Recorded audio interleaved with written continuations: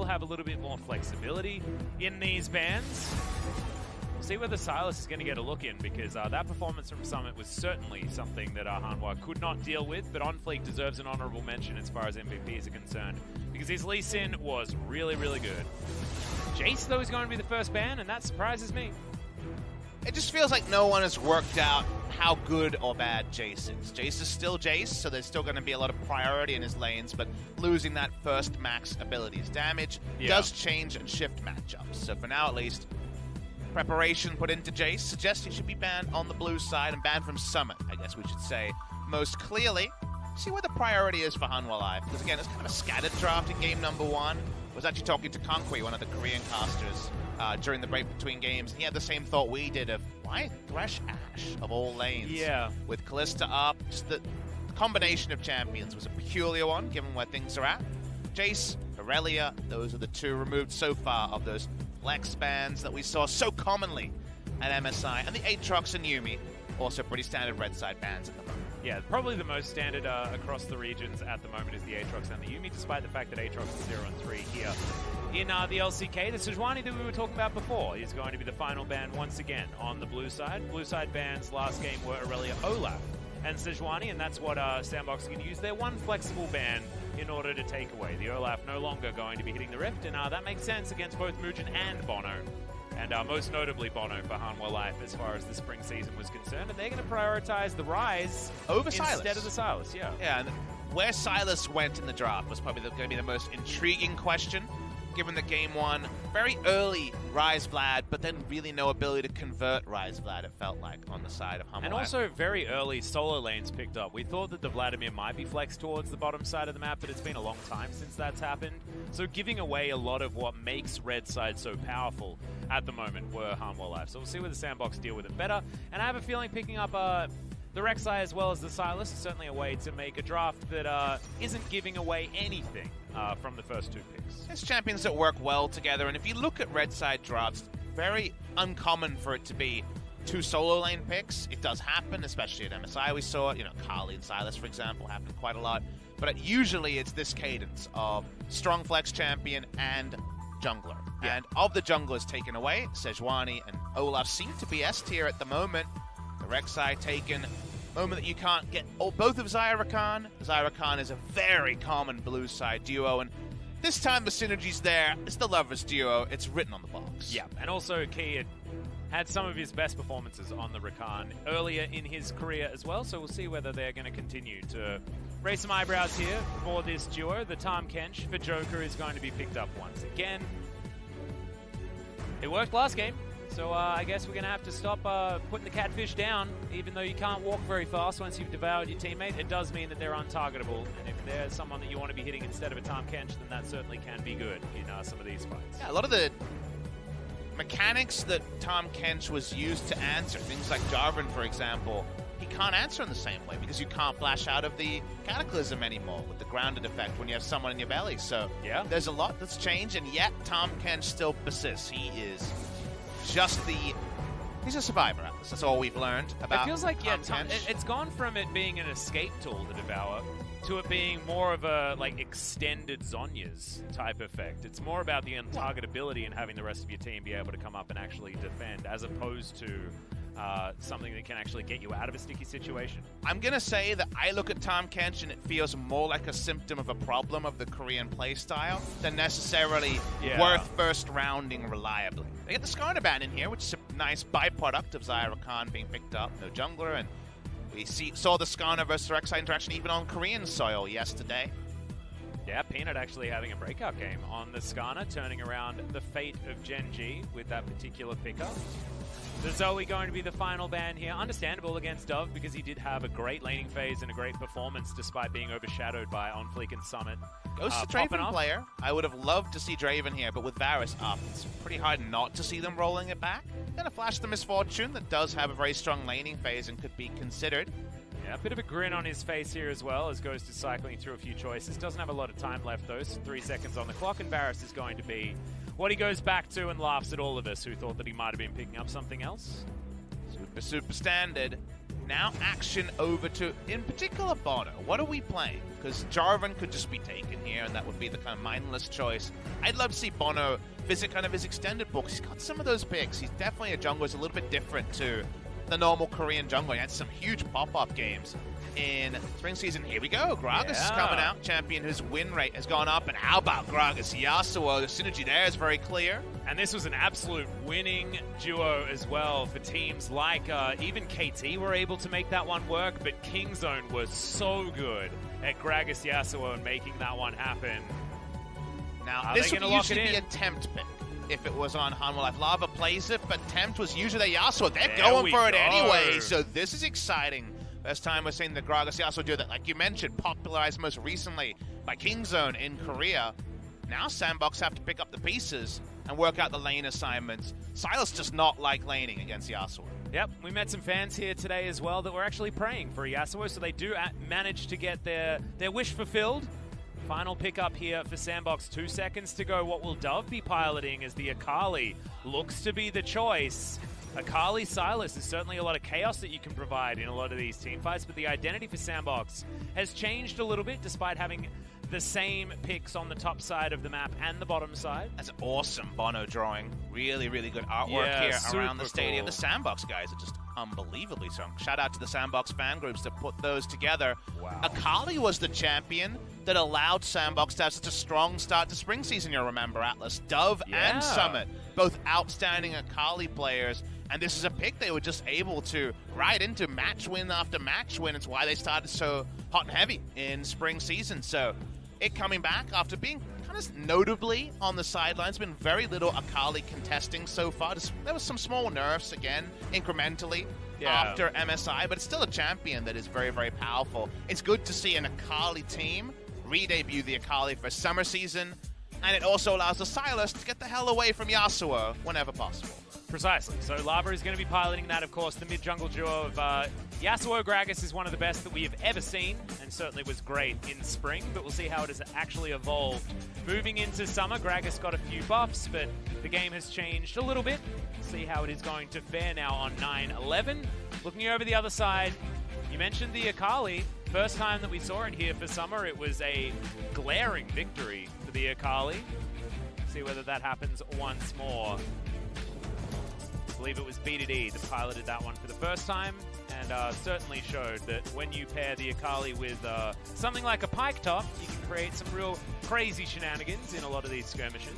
Bono back in the lineup. Can Hanwha Life actually ride the change into a changed look at their early game? First 10 minutes, almost absent were Hanwha Life from it in game number 1. They need to step up in game number 2.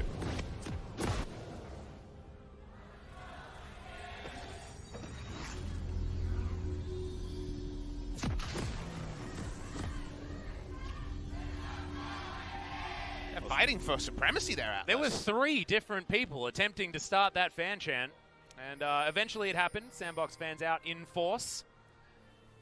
As we mentioned at the beginning of game number 1, it is Memorial Day here in Korea, 6th of June. So that's why we have a flag at half-mast, just to pay our respect to those who fought so valiantly in the Korean War. The SANDBOX in this game, if you kind of pick up the piece of what the draft represents, much more of a 1-3-1 flavor than their previous draft, which is a lot more about grouping. You know, the change from Zoe to Akali obviously changes the mindset a lot. What I will say about SANDBOX is, at level 6, they 2v2s around top or mid lane are going to be really, really powerful, and that's just the reality of how much burst damage Hail of Blades Rek'Sai will provide early, so that's the tool, that's the time. I feel like Onfleet could just take over this game and decide it before Hanwha Life gets into momentum, because remember, a lot more conditional on the Hanwha Life side. The Gragas Yasuo combo, it eventually becomes something that is, if the enemy has flash, maybe we can't engage in the mid to late game. We've seen this duo pop off, but also be held in check. Well, Tal, as you can see, Aftershock has been taken once again. First time I think we've seen Aftershock rise here in summer in the LCK. Aftershock not exactly as as wanted to be taken as it would in the past, but if you're going to go the Righteous Glory route, which I assume he will be, you will actually be able to synergize it a little bit more with those resistance scalings that you do have access to. It feels like a weak side choice as well. And what I mean by that is, when I see Aftershock Rise top, I'm like, okay, so you're not getting any ganks this game, is kind of how I look at it. The Summit has the, I'm going to push the advantage and try to push the lane Comet. And on the Silas, and it's the Aftershock Rise. So even though it's a range versus melee matchup where Rise can just go for Comet and just press W and get some nice burst trades in and keep the health down, this is much more about not getting all in rather than controlling the lane like Rise often does after a couple of items. You can see Summit was actually very comfortable just trying to pressure him out as that wave was in a neutral position. Now pushed up, he's not going to be able to. Okay, Barrel's going to fly on over as Bono spots on Fleek being a bit cheeky on his blue side jungle. The deep wards, that's why they spotted Bono going for an early recall, but with Predator gets back fast. We're still fighting. Yeah, Body Slam's going to come in, but that's a great knock up there from On Fleek. Down to about 300 health, but Bono's down to 200 as Summit has found Tal on his rotation over. Dove and Lava are fighting as well. It's a fight on 3 fronts at the moment, as SANDBOX, the top, and jungle are going to pair up together, and the blue buff was stolen there by OnFleek. I've never seen an invade quite like that. We had 3 1v1s rather than a skirmish between 2 people versus 2, so it was very, very different. OnFleek's still not done. Forces a smite on Wolves as Lava really doesn't want to walk over, wants to stay in lane and CS under the turret, but OnFleek, we talked about level 6. Even before then, he's trying to use everything Rek'Sai provides to keep the brawl going. Yeah, it's absolutely fantastic here that he's utilizing the Hail of Blades choice this early in the game, contesting for things like that, because Gragas can be no slouch in the early game, but when you do have that Hail of Blades, the Rek'Sai is always going to win in those opening bouts of damage. Okay. Continues to push up. The Shuriken backflip not landing there is actually very important for Lava, who could have taken way more damage than that.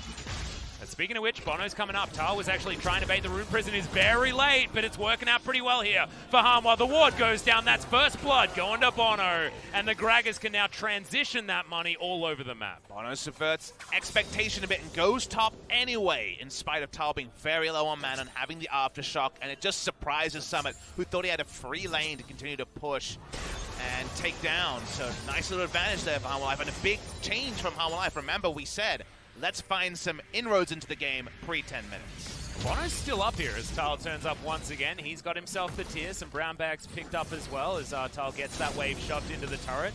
Investing the teleport there just to make sure he can get the wave in, and he may not even necessarily do that as Summit's trying to hold on to it. Lava down to half health here in the mid lane as Dove's having a great time. 36 to 32 though is nothing to write home about. Top side of the map as well. Summit still has that lead despite dying. Only a no magic mantle and a control ward picked up by Summit on that back, so he just wants to keep up the pressure. OnFleek in a great gank spot.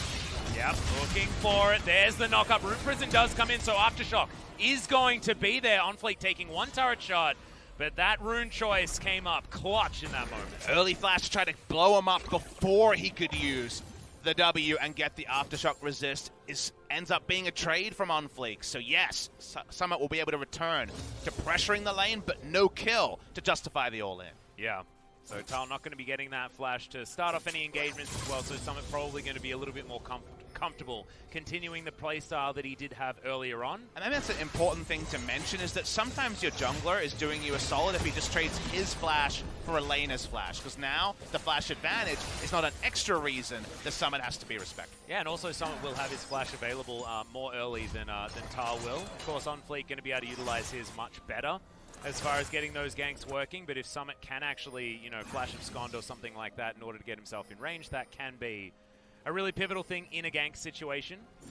So Tal, you can see, has to now play a lot more respectfully. It just feels like OnFleek and Bono will change their attention to mid lane, where it's 2 assassins, 1 of physical damage, 1 of magic damage, both of which with Ignite Atlas. So there's a lot of kill pressure in the mid lane when those ultimates become available. Bono's setting up a camp top side. I thought it's going to be Tal and Mugen as BFFs, but it appears that Bono is trying to encroach in that territory. Yep, just trying to make sure that Tal remembers him as well. But it's a control ward is the only investment, as Summit holds onto that minion wave very nicely. His wave control has actually been fantastic so far this game. Saw earlier on it was working out as well. So he's going to hold that towards the turret, and that CS advantage is going to continue to balloon here in favor of the Sylas, who is down a kill, but I have a feeling that that gold is probably even in his favor rather than in Tal's. With that much of a CS lead, hard to see it being any different. Onflick might have been spotted on the edge of one of these wards, probably approaching the control ward, obviously confirms it. So Bono walks up. Yeah, Bono actually might get sandwiched here by the 4 people of SANDBOX. Dove going to get on over before Lava does, and that means this Ocean Drake is going to go down at 7.5 minutes. And if you ever want an Ocean Drake, it is as early as possible, being the optimal time. The Sylas especially will be able to be free with mana use in the top side, so nice pick up there for SANDBOX. Again, we talked about how much Rek'Sai can turn this game with basically the ability to find inroads wherever she goes, especially as she closes in on level 6. Yep, and be getting there very, very soon as well. Actually, you can choose to go for a back. I wonder whether that's Warrior Enchant already completed. 2.5 camps ahead is going to be the Rek'Sai, but Onfleek not quite able to gather the Warrior Enchantment. Does have a control ward though, and Caulfield's Warhammer will help with those cooldowns. Tal under the turret finally has an opportunity to freely CS, but at the moment it's almost double the farm number here for Summit. Summit really putting a name on his back as far as the battle for best top laner in the LCK is concerned. We're going to be seeing Keen in our next match, and we'll see how he's going to be able to fare. And Summit was that surprise name, right? We came in with literally no expectations for him in spring season, and it was quick. It was right from the start that he was able to build a lot of respect. Right now, he builds a very, very short jump with the Realm Walk. Hey, such is the reality. Make sure that he could hold on to that mini-wave before it got to the turret. Pop Smithy, okay? Honestly, in the Ryze versus Sylas matchup, you mostly use your ultimate to get a passive reset. Yeah. Your Summit, so not exactly a super high-value scenario in the laning phase. You can get an explosive cast through this game. I don't know whether we've seen too much Sylas versus the Gragas, but that could be something pretty good, as well as Summit being able to grab a last breath. And with there being Onfleek on the map, last breath could actually be a pretty fun one. There's another freeze top side done by Summit here. It's been something that has led to the CS lead that we've noticed has been about 20 CS for the majority. And while it gives Ryze back timings, Ryze has got nothing to buy. Ryze wants to be pushing and starting to harass down this Sylas, but with no jungler top side, he can't walk up. And the moment he does walk up, you just assume that Gragas is near the lane. Yep. And at the moment, it's Onfleek that was near the lane. Control vision is going to mean that he backs outside of vision. Freeze continues, Atlas. Oh, God. He's going to start to slowly push out, but slowly is something the Ryze doesn't want to deal with. 500 gold down already. Yeah. Well, Shelly could be the option here, and you can see Bono is going to start her up. And I have a feeling that Tal moving on down to try and help out with this one is probably the best use of his time, because right now just milling about on the top side is not really helping him too much. Tal just hit 50 CS at 10.5 minutes. Yeah. As insane. And now has to leave the wave as it starts shoving towards him. His Summit is going to dive in onto 4 people, most likely. Shelly going down very low. Is it at 500 health? It was stolen by Summit. The Rek'Sai is going to go down, so the kills are in favor of Hanwha, but the damage has been done. Now they have to defend Shelly's eye to make sure that SANDBOX can't pick it up. But you can see Summit, he's so incredibly slippery. He could possibly be able to get in here and just take that one away. Summit just did everything there. Picking it up with the Q, the smite, half a second too early from Bono. Trying to patrol this one, they're going to give it up. Yep, Dove comes on down, Summit grabs it, the abscond not quite going to be there as Lava's looking for it. Doesn't actually decide to pull the trigger on the knock-up as Windwall is in a weird position. There's a knock-up onto Joker as Dove dives on forward. He bends his own ultimate to take down the Yasuo. Tal now in trouble as a teleport is coming in. Tal has to flash, but does get himself out. Sangyun, that's an opening with the ultimate as Dove does go golden.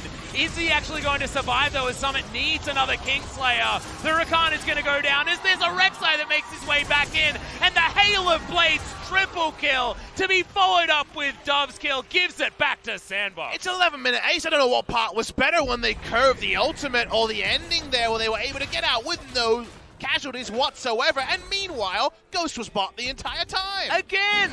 This happened in game 1! So watch Dove as he comes in. Akali, his best champion by far when we saw him.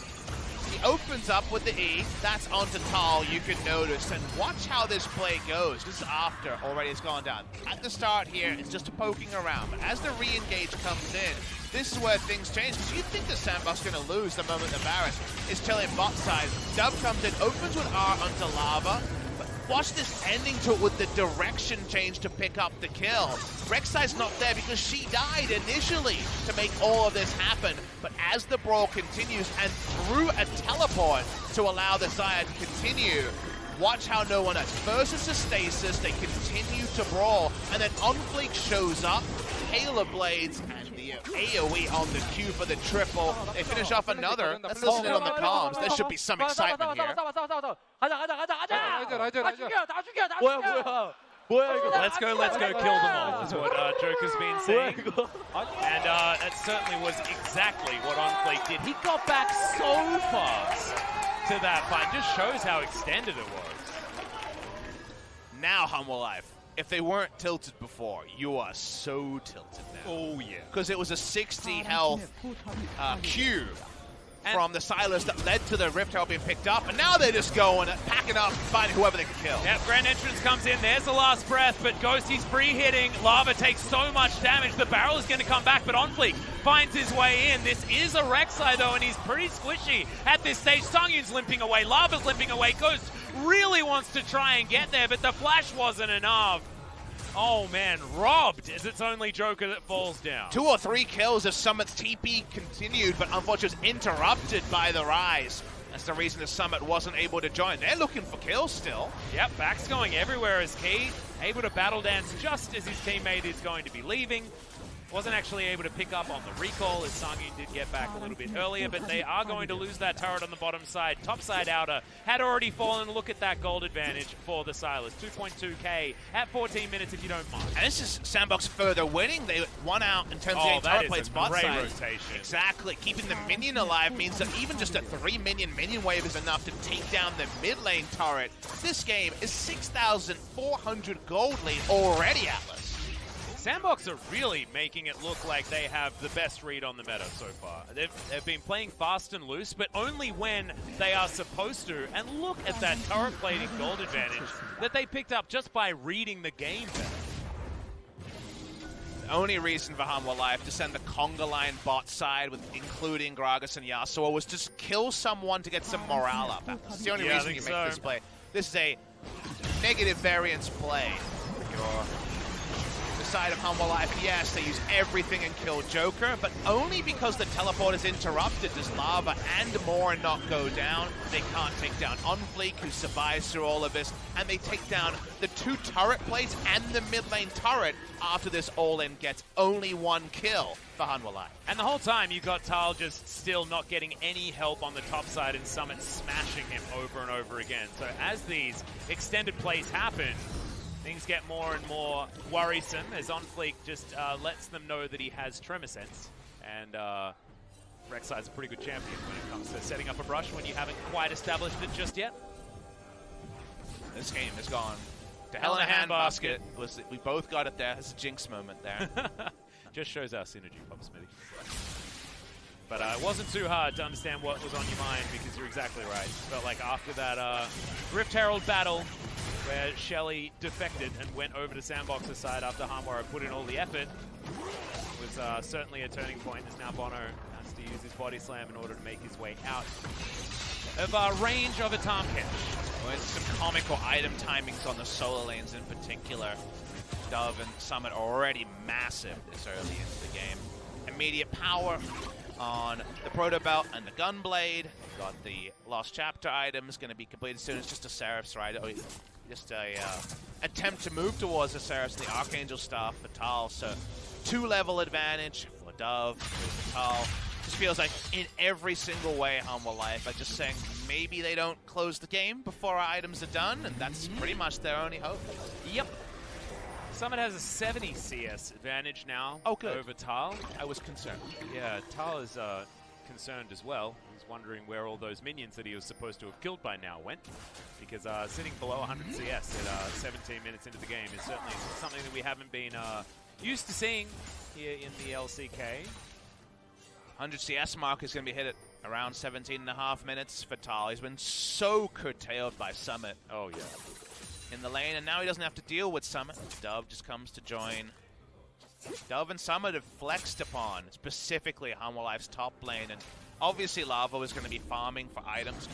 Only really get going later in the game. Bot That's lane. the flash knockup. Tal is going to disappear. Aftershock or no, you are dead, Mr. Rise.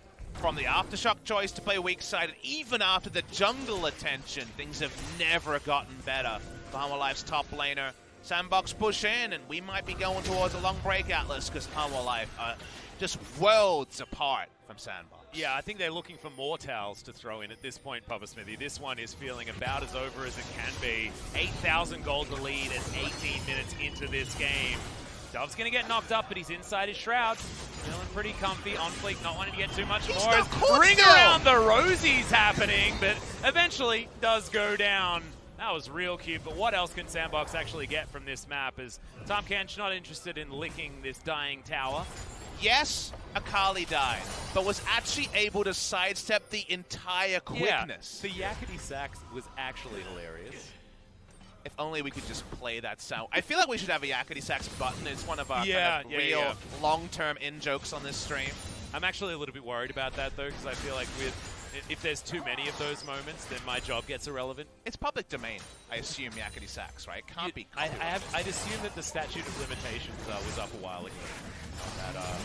That particular one. That's how music works. I'm pretty sure the Beethoven stuff is also public domain, right? That's why if you're on YouTube and people like want to put music there, like you'll hear the Nutcracker Suite all the time. That's true.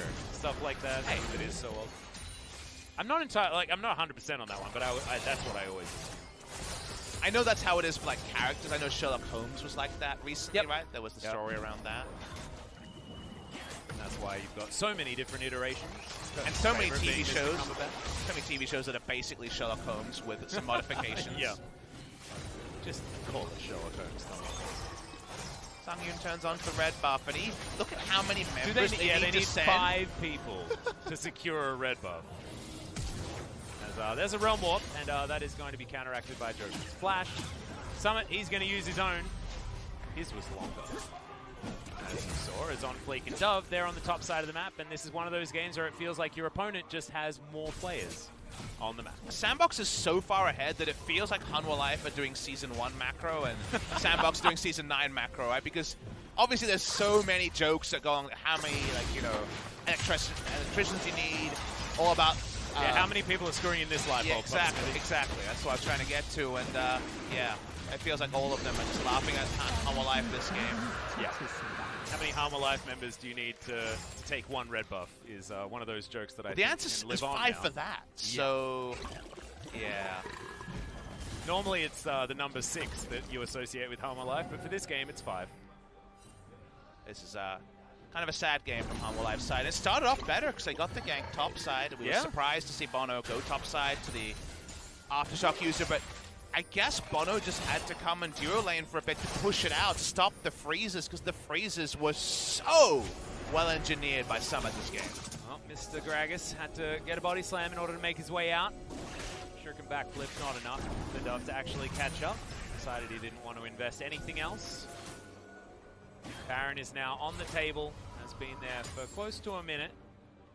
We do have Rift Scuttle Vision available here for Hanwha, which is helping them hold on to some sort of control of that Baron area, and they at least now do have a couple of control wards put back towards that top side, but it feels once again like game number 1, where they were just trying to get vision around that Baron if they could find it. In SANDBOX, they've got the Skirmishers trio of dragons.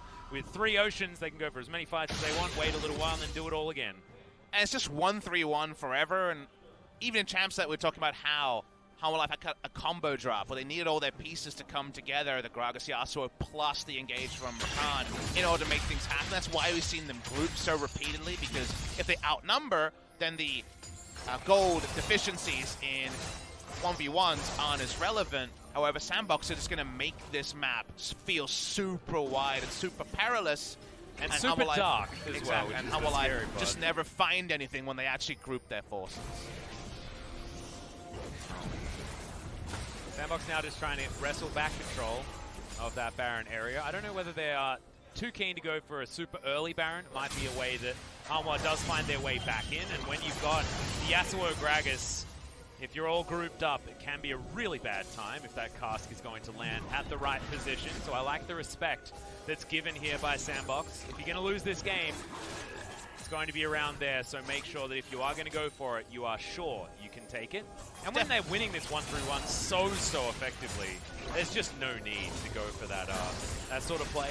And I do agree with the what could it look like when it comes to like a SANDBOX loss as a very reasonable way. Just don't do that. Yeah, how do they win, right? If you think about how they win, that is probably highest on the tier list of the ways that they get back in. So just don't let it happen.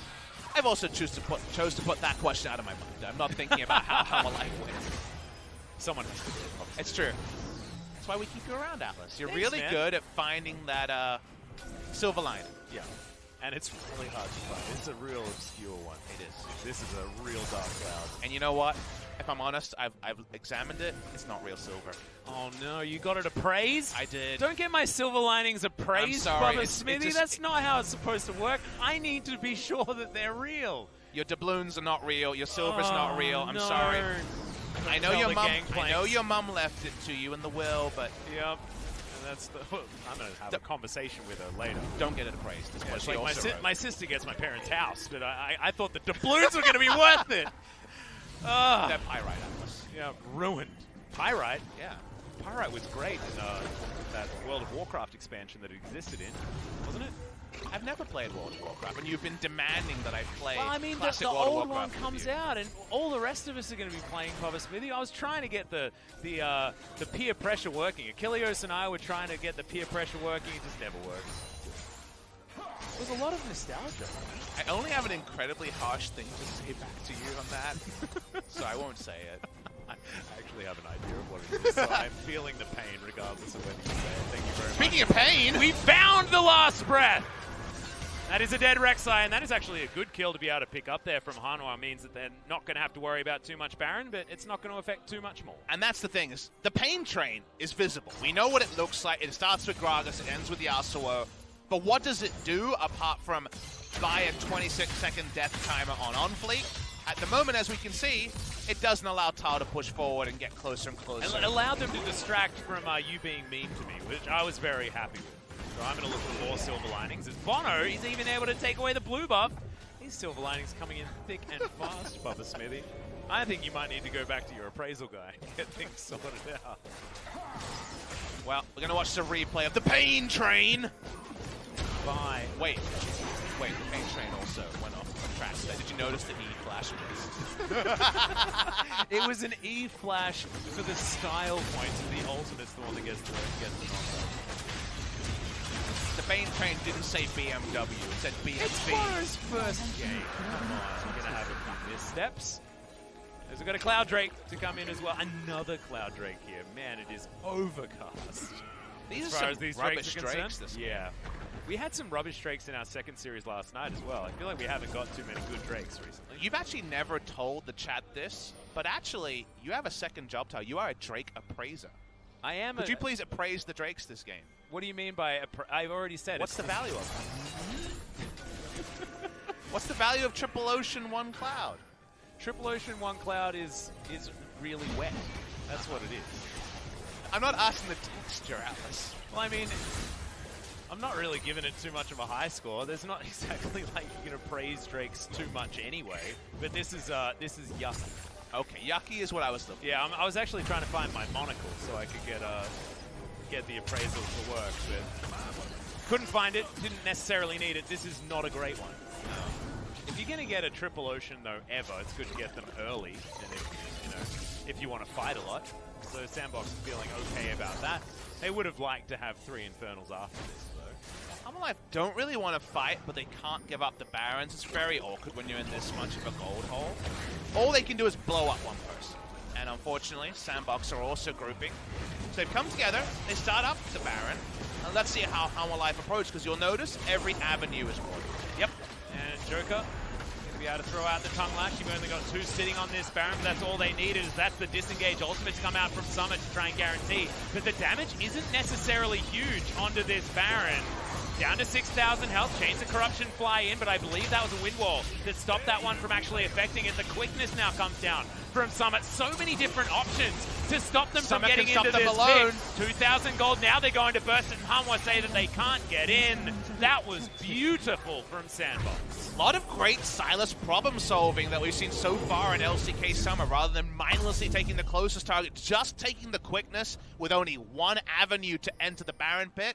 Hanwha Life move away, and they got a free Baron with not even any summoners needing to be expended on the side of SANDBOX. Yeah, stunning stuff here from Summit.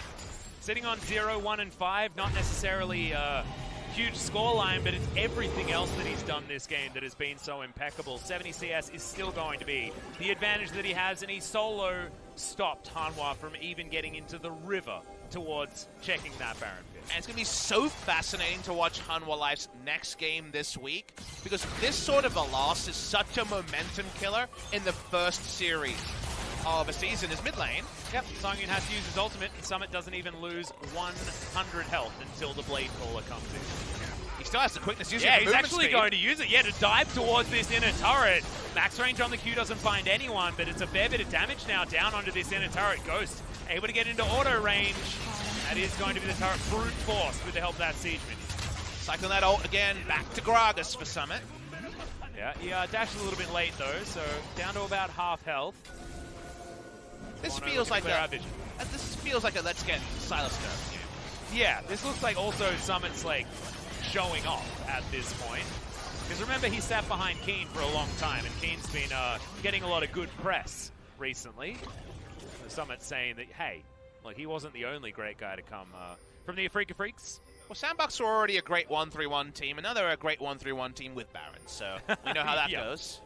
Yeah, to go back to this particular game and how it is going to work out, another inner turret is going to buy the dust, and Minion Wave is slowly going to push back for them. Another ultimate to fly forward, but this one isn't going to be the start of any fight. Blade Call there from Songyun, but he is so low. He just can't get into auto range onto anyone, and Dove in the meantime is on the bottom side of the map, causing another ruckus. Summit comes in, steals another ultimate. He's been cycling through all of them this game and using them mainly just to be annoying, and it's working. Absolutely. I'm tilted for Hanwha Life and how strong this Silas is. He's got a round warp now. Yep. One after the other as SANDBOX have moved towards that top side as well. It was the Abyssal Voyage that got Ghost and Joker up there. This inner turret is going to go down. The inhibitor turret isn't going to be regenerating anywhere near fast enough to get things to move back towards some sort of normalcy here for Hanwha Life. They are just slowly but surely losing this game. They need to find a miracle fight. They need to find it fast, otherwise they just naturally lose this game. But Atlas, they need all 5 people to be together to get a miracle fight, and they're still being separated. The 1-3-1 here. Do you see Ghost damage there on the top side of the map as well? As the tower falls down bottom side, Tal getting taken down to half health, but half health is the margin for the bottom lane here for Hanwha Life, who are desperately trying to defend. Dove now solo in the mid lane, and the inhibitor is dealt with there as Summit. He just demands too much respect. Hanwha now with 2 turrets left remaining of the inhibitor variety that they need to try and protect, and Summit's going to say that they're going to need to protect their Nexus turrets as well. Will he find a way to use that Yasuo ult is the biggest question we have left in this series. Yep, he is. He's going to do it right then as Bono is going to go golden. He sees his death in amongst 5 members of SANDBOX Gaming, and he's probably going to see the end of this game as well, because the whole base is erupting. Another quickness to come in from Summit. He's just having the best time this game on this Silas. Someone stop this man. He's just stealing everything, and Hanwha Life is so far behind. They're so poor. I've never seen someone get this hijacked as he's diving on forward, gets everyone charmed up. As there's the Void Wrath on fleek, is going to go golden. He should eventually fall down as Joker has to utilize his Grey Health, but the Nexus turret's going to be taking him down. The rest of SANDBOX looking for more as now Dove has to go into his Zonya's Hourglass, and eventually does actually manage to survive. Kingslayer doing some work there from Summit, but that's called throwing away your life, and SANDBOX fighting off a little bit more than they can chew. This victory lap was taken slightly too early. Dove is able to pick up 1, Does have key, potentially able to be taken down, but the Guardian Shield is going to be there. No, it is not. It's just the shield from his passive coming up at exactly the right time. Well, that was an incredibly scuffed attempt to end the game by SANDBOX. Like you say, we've needed once again the yakety sax music to come in. I really feel like it was a missed opportunity today. Finally, someone made an honest man out of Summit, because that man had been stealing from a charity case for quite a long time in game number 2. Hanwha Life, they've got 2 Nexus turrets, and they're the reason they were able to win this fight. We want to have a look at the damage graph with Nexus turrets included, please. Because they certainly ramped up some damage. I'm just seeing if the Nexus turret actually aggroed a minion. It hit 1 time onto the cannon, and then it was at least 15 hits across the members of SANDBOX. Yeah. Summit diving in and just getting smashed by it.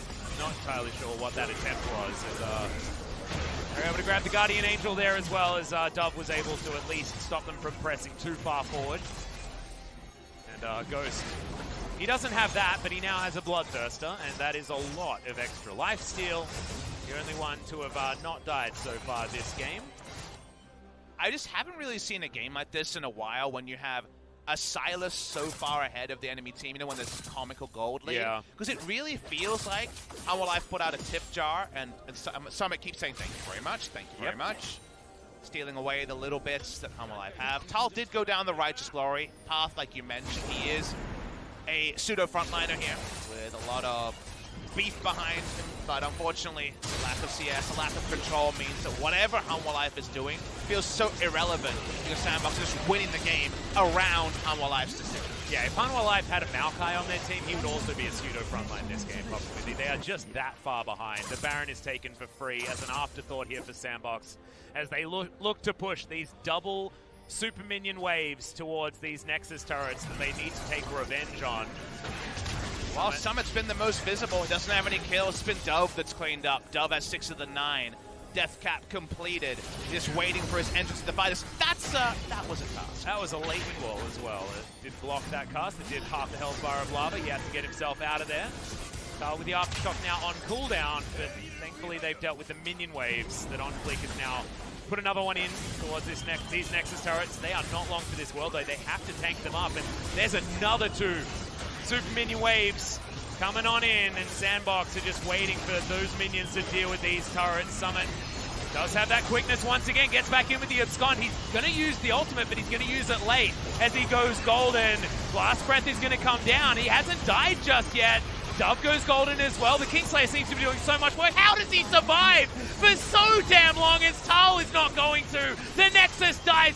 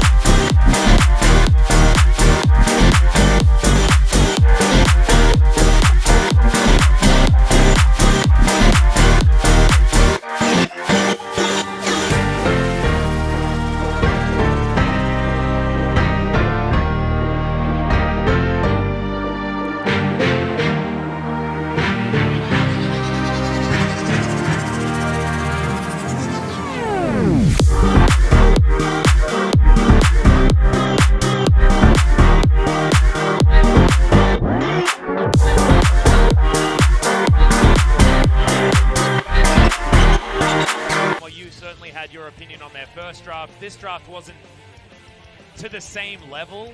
However, when you have a situation like this, where it just looks like you just don't have an answer, right? They managed to get that first gank to work.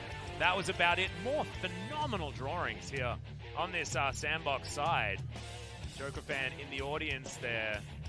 And that guy certainly was standing up for the old man mechanics. Didn't necessarily have a pop-off game himself, but he was part of that victory. Just shows why you need to have those level heads of the older players still on your teams. This was no involvement required from the bot lane. This game was decided by the top side. We alluded to the fact that Rek'Sai, Sylas, and Akali could do a lot of work in this game, and by the time they hit their items, it felt like the game was decided around Joker, but Joker, of course, able to profit. It's always nice when you can have a series where you take a step back and say, all right, you guys do the work for me. I'm 29 years old. I can take a chill pill. Congratulations to SANDBOX. New jerseys actually remind me of KT's jerseys from a couple of years ago. Yeah, a little bit. I don't know whether that's a good omen or a bad omen, but so far it's certainly working out very, very well. SANDBOX heads held high. Really impressive game number 2, and then some great moments in game number 1. We wondered, it felt like, honestly, the subtitle, if you had to have one for Hanwha Life versus SANDBOX, was which of these teams is likely to drop off after a pretty decent spring season for both? And I think if you're going to have to choose one, it's definitely Hanwha Life. Oh man, I wish I knew what this said. I think bad stuff's going on here. Yeah, that's certainly bad stuff. If we don't have G-Sun in out here quite at the moment because she's getting ready to do some more translation for the MVP interview that we're about to find out. Who managed to pick that one up for game number 2? A little bit more contention for it. This time around, I believe, Summit pretty clearly the MVP in game number 1. But who'd you put down for game number 2? But game number 2, I put Summit again. All right, just the way he cycled and the way... You dove this game? Yeah, well, he bended an ultimate. I know! It was super cool. Bend it like Beckham. There's that movie with the bullets we always reference. Wanted. James McAvoy's definitely best performance. Oh, yeah, definitely. Oh, yeah. I don't think heard his Angelina latest... Jolie did any better than that one either. I did hear that his latest performance movie was not so good. Oh, yeah. We're going to get a replay of that, that should have been in the days of though. future past, I think, is we're going to see the first good thing that happened for Hanwha maybe this series. They did win a team fight in game number 1, but not a lot of good things that happened after this. I think we get to see the curved bullets coming in. Yeah. Let's watch this one. All right, come on, Dove, show it to us. Oh, just beautiful. Absolutely stunning. Picks his moment and just wipes out the Yasuo. A T-spin double, Dove, that time. And just SANDBOX just became almost a festival, you know, like an appreciation festival for SANDBOX. It felt like the intensity it was played at was definitely low. Yeah, and Summit was also playing this like it was a Harlem Globetrotters game, you know? Like, he just felt like he could do whatever he wanted, even underneath Nexus turrets. As we saw, he couldn't do that. And this was just here we go. So silly. I need to watch this again. Oh, my God. Can you imagine how frustrating that must be? Oh, so triggered the last breath had to be used here as you know what? diving onto the turret yet again with another ultimate. You know when Sylas has the better Nico ult? Yeah, of course. Yep. Sylas also has the better quickness. He did. That's sad. It's really sad. In fact, the bottom lane of Hanwha was something that we weren't talking about at all. And they had the Lovers duo that had a lot of power down there, but unfortunately the game was all about the SANDBOX solo lanes as it was in the early stages of the spring when they were so dominant. And Hanwha just had no answers. Amusing game for a SANDBOX fan, kind of a bemusing game for Hanwha Life's players, staff, and also fans. Just really felt like a one-horse race. Devour from Joker. I was wondering how the heck the Sylas survived for so damn long. And it was because there was a pesky Tom Kench to keep him alive through it all. Okay, hit the comms on this moment. Nice. 벤치 좀 버텨올만 하지 않아? 나 가는 중. Nice. Calm between the two. 아칼리 쇼타임. I know. Where's the Dubs box at? bending the ultimate. Maybe it's just not as cool if you're a pro, you know? We're trying to bend narratives, Atlas. Yeah, I know. 나쁘지 않아. 나 플래시 있거든. 나 플래시 You can see how important Joker is. Joker is the primary voice entirely through this fight. I just love that OnFleek was totally silent as he destroys 3 people with 1 Q and a Hail of Blades. Certainly was absolutely fantastic in that particular moment. I'm excited to see who's going to be able to pick up this MVP. 8 kills, otherwise a perfect game. No Drakes, no turrets, nothing. Yep. On the side for Hanwha Life. SANDBOX also picking up the worst possible Drakes that you can pick up this game as well, as can't get more than 3, so the Cloud Drake coming in second there after those Oceans, but didn't matter for SANDBOX. They were just winning so hard was irrelevant. Great job.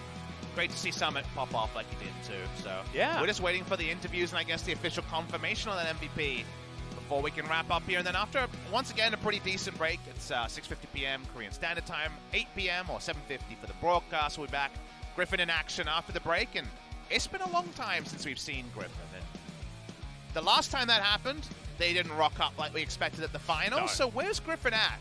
Feels like it's more of a pressing question than ever before. Yeah, I feel like